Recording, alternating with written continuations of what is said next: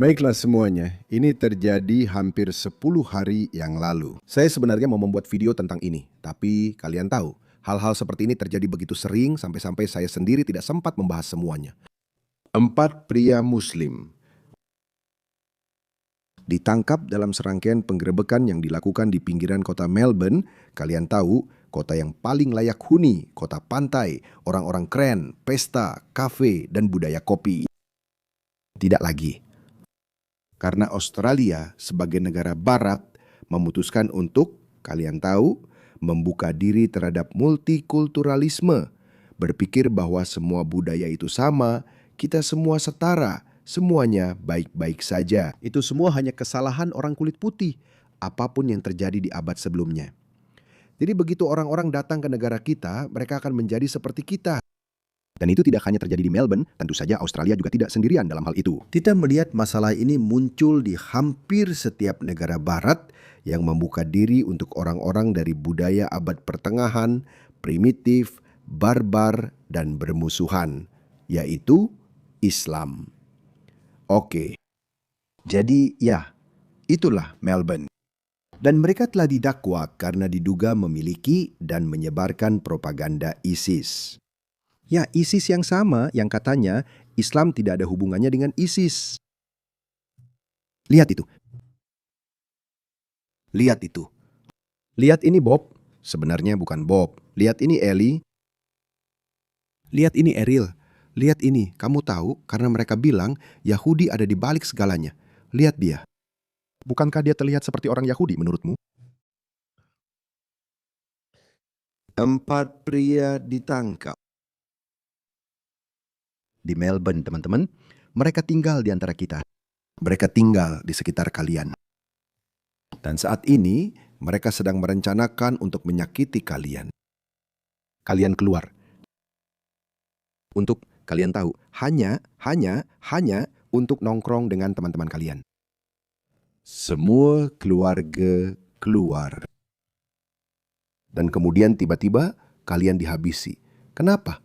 Karena kita punya orang-orang seperti ini di tengah-tengah kita. Maksud saya selamat kepada AFP, Kepolisian Federal Australia. Mereka melakukan tugas mereka dengan baik. Tapi ini kasus yang sama seperti yang terjadi di Britania Raya. Organisasi intelijen kita, unit-unit kepolisian kita, mereka kewalahan. Mereka benar-benar tidak bisa berbuat apa-apa terhadap banyaknya orang gila seperti ini yang hidup di antara kita. Kita hanya bisa menangkap mereka ketika mereka melakukan kesalahan. Jadi, pokoknya itu bukan akhir dari ceritanya. Oke, itu terjadi 10 hari yang lalu. 4 orang ditangkap, 4 teroris ISIS ditangkap. Tapi coba tebak, sekarang seorang pria muslim kelima berusia 25 tahun telah didakwa sebagai bagian dari penyelidikan yang sedang berlangsung terkait aktivitas ISIS di Melbourne. Berapa banyak dari mereka yang tinggal di antara kita? Kamu tahu kenapa ini terjadi dan kenapa tidak akan berhenti dalam waktu dekat? Itu karena kita punya politisi seperti ini di tengah-tengah kita. Perbedaan antara orang Australia dan para migran adalah... Ya, saya penasaran apa perbedaannya.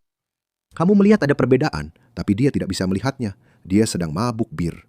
Lihat itu, ekspresi puas di wajah mereka. Aku punya lebih banyak lagi. Apa perbedaan antara orang Australia dan para migran? Karena aku belum pernah melihat itu digunakan sebelumnya di negara seperti negara kita ini. Kamu tahu, kita punya orang-orang yang menduduki posisi tinggi di pemerintahan kita. Posisi tinggi di organisasi rasis. Orang-orang senior di berbagai faksi teroris. Posisi tinggi. Orang-orang di posisi senior di mana-mana. Kamu tahu, mereka hanya ingin menyakitimu. Mereka menulis buku, panduan tentang cara menyebabkan kerusakan maksimal dalam serangan teroris. Orang-orang ini semua adalah Steve Evans, teman-teman. Dalam dunia bisnis, kamu tahu beberapa raksasa bisnis di negara ini datang ke sini sebagai pengungsi dan migran. Sangat sedikit dari mereka. Mereka menunjukkan orang-orang seperti saya kepadamu sambil berkata, "Hei, lihat ini. Jika kita membuka diri terhadap multikulturalisme, migrasi massal, kamu akan mendapatkan orang seperti Hari Sultan. Mereka akan menggunakan saya. Lihat dia, bukankah dia sempurna? Tapi tidak, saya katakan padamu, jika kamu membawa 1 juta orang Pakistan, kamu akan beruntung jika mendapatkan 5 hari sultan. Yang lainnya, saya tidak mengatakan mereka akan menjadi teroris. Saya tidak mengatakan mereka akan menjadi penjahat atau apapun. Mereka akan menjadi orang-orang yang baik dan terhormat. Tapi mereka akan, loyalitas utama mereka akan tetap kepada Pakistan. Memang seperti itulah kenyataannya. Anda meminta orang-orang untuk melepaskan tradisi dan loyalitas yang sudah berabad-abad. Hal seperti itu tidak terjadi begitu saja. Itu tidak terjadi dalam semalam. Itu terjadi pada budaya-budaya yang pada dasarnya tidak bermusuhan dengan peradaban Barat. Misalnya orang Yunani dan Italia juga bagian dari Eropa, jadi mereka bisa berintegrasi, berasimilasi. Komunitas Vietnam, beberapa orang Tionghoa dan orang Jepang di Amerika, mereka berhasil dengan sangat baik. Kenapa kita membom? Saya selalu menjeda videonya pada wajah ini. Lihat wajah sombong itu. Apakah mereka terpisah dari Australia? Ya, benar. Jadi yang ingin saya katakan, kita mengebom Vietnam. Australia ikut serta dalam perang Vietnam. Kenapa kita tidak pernah melihat satu pun serangan bunuh diri oleh orang Vietnam di Australia? Kamu tahu, mereka bisa saja berkata, kamu membunuh kakek nenek saya, kamu membunuh anggota keluarga saya. Jadi begitulah, kami akan membalas dendam sekarang terhadap Barat. Kenapa Amerika Serikat menjatuhkan 2 bom atom di Jepang? Amerika Serikat juga memenjarakan saya kira sekitar 50.000 atau 100.000 orang Jepang Amerika selama Perang Dunia Kedua karena mereka khawatir mereka mungkin setia kepada Jepang. Michio Kaku adalah salah satu dari mereka, salah satu fisikawan favorit saya.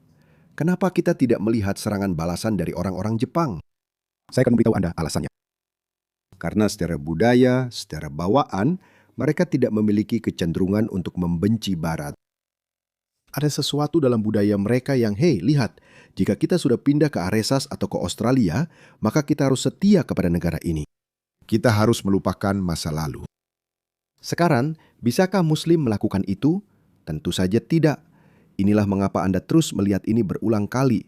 Dan saya katakan, ini tidak akan berhenti dalam waktu dekat. Anda akan terus melihat peningkatan serangan teroris. Anda akan terus melihat orang-orang dengan gangguan mental secara acak seperti yang terjadi di Italia pada akhir pekan lalu. Biarkan saya tunjukkan kepada Anda. Saya tidak bisa memutar seluruh videonya untuk Anda, tapi saya akan menunjukkan bagian ini kepada Anda. Anda mengerti maksudnya. Lihat ini. Lihat ini. Mobil ini.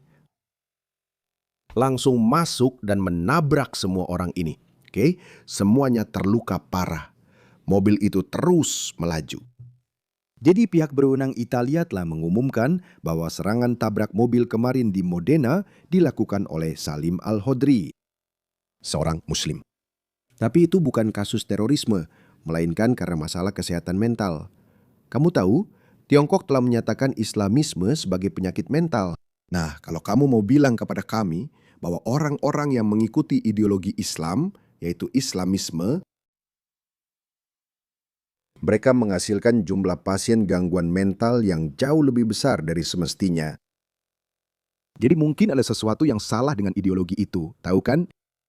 Jika ada sebuah ideologi, jika ada para pendukung ideologi tertentu yang menghasilkan jumlah pasien gangguan mental yang jauh lebih besar dari semestinya, maka pasti ada sesuatu yang salah dengan ideologi itu.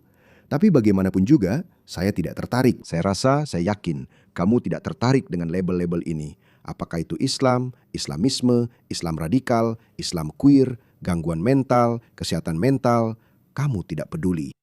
Kami peduli dengan orang-orang kami yang mati di tangan para orang gila ini, yang difasilitasi oleh para politisi ini. Itulah yang kami pedulikan. Jadi saya katakan padamu, ini tidak akan berhenti. Ini akan semakin sering terjadi. Kita akan melihat semakin banyak serangan terhadap orang-orang Yahudi. Pertama-tama, itu pasti akan terjadi. Maaf teman-teman Yahudi saya, itu akan terjadi. Kalian selalu menjadi sasaran paling mudah dan paling empuk bagi mereka. Islamis di Inggris, setelah aksi unjuk rasa Tommy Robinson, mereka berkata, daripada menyerang agama Kristen, karena sebagian besar peserta dalam aksi itu adalah orang Kristen, mereka menyanyikan lagu-lagu rohani Kristen. Mereka menyanyikan lagu-lagu Kristen dan berbagai hal bernuansa Kristen terjadi di aksi itu. Tapi tahukah kamu? Kamu tahu bagaimana para Islamis merespons? Mereka berkata, bayangkan jika kami melakukan itu terhadap orang Yahudi. Bayangkan jika kami mengatakan itu tentang orang Yahudi. Apa hubungannya orang Yahudi dengan ini? Mereka tahu mereka tidak ada hubungannya dengan itu. Tapi mereka tahu bahwa ini adalah sasaran empuk yang paling mudah.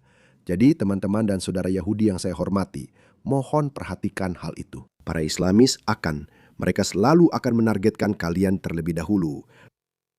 Dan setelah itu, mereka akan menargetkan saya, para mantan muslim juga. Karena kami dianggap yang terburuk dari yang terburuk. Kami adalah para pengkhianat terburuk. Dan itulah sebabnya mereka berkata, lihat, Nabi Muhammad tahu itu. Makanya beliau menetapkan hukuman mati bagi para murtad seperti saya. Jadi orang Yahudi, saya dan orang-orang seperti saya, mantan muslim, para murtad, kami akan menjadi target utama mereka. Oke. Jadi harap lebih berhati-hati soal itu. Tapi dalam skala yang lebih besar, tujuan mereka adalah menguasai dunia barat. Mereka ingin melihat kejatuhan peradaban barat. Kamu sebagai orang barat tidak mengerti seberapa besar penghinaan mereka terhadap barat. Untuk setiap masalah mereka menyalahkan barat. Jika jalan-jalan di Pakistan kotor, jika mereka tidak bisa membersihkannya, mereka akan menyalahkan Amerika atas hal itu. Mereka tidak bisa membebaskan Kashmir karena mereka percaya Kashmir adalah milik Pakistan. Mereka menyalahkan Amerika atas hal itu. Israel tidak akan pergi. Mereka menyalahkan Amerika dan Barat atas hal itu. Semuanya. Mereka tidak bisa mendapatkan listrik. Mereka tidak bisa memberi makan penduduk mereka. Mereka akan menyalahkan Barat atas hal itu. Jadi meskipun mereka datang ke sini secara individu, hidup mereka berubah. Kamu pasti mengira mereka akan mulai berpikir seperti saya, bahwa, hey, kenapa saya harus setia pada negara asal saya? Maaf, saya bilang, itu negara yang kacau. Saya senang pergi ke sana untuk bertemu teman dan keluarga saya, tapi saya tidak akan setia kepada negara itu, atau saya tidak akan memberikan kesetiaan saya.